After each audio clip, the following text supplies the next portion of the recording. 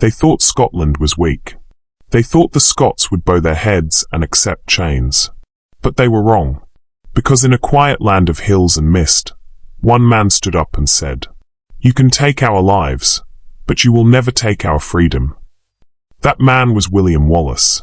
Welcome to Cammy the Story Teller, and this is how Scotland learned to fight back. Long ago, Scotland was not free. England ruled it with force. English soldiers walked Scottish lands as masters. Scottish nobles were bullied into obedience. Common people lived in fear. The English king, Edward Longshanks, believed Scotland belonged to him. To him, the Scots were stubborn peasants who needed to be broken. But oppression always creates resistance. And resistance was growing. William Wallace was not a prince.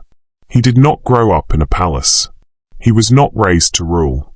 He was born to a simple Scottish family. What he had instead was a strong sense of justice, a deep love for his land, a hatred for cruelty. Wallace wanted peace. He wanted a quiet life. But the world would not allow it. One act of cruelty pushed Wallace over the edge. English soldiers killed someone he loved deeply. They took something from him that could never be replaced. That pain became anger. That anger became purpose. Wallace did not cry forever. He did not run. He chose to fight. At first, Wallace fought alone. Then a few men joined him. Then more. Farmers. Hunters. Men with nothing to lose. They did not have shining armor. They did not have large armies. But they had rage and hope.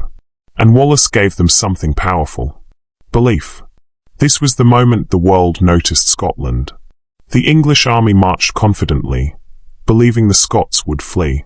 They were wrong. Wallace used intelligence, not brute force. He waited. He watched. And when the moment came, the Scots attacked. The English were defeated. A powerful army crushed by men who refused to kneel. Scotland roared with pride. William Wallace became a symbol. Power attracts enemies. Some Scottish nobles feared Wallace. Others were jealous. Some betrayed him quietly. The English king now saw Wallace as a threat, not just a rebel. Edward Longshanks wanted him destroyed. And so the war became brutal. Victory, loss, and betrayal. Wallace won battles. He lost others. He saw friends die. He saw villages burn. Still, he refused to surrender. But betrayal came from within. A fellow Scot handed him over to the English. Not for honor, but for reward.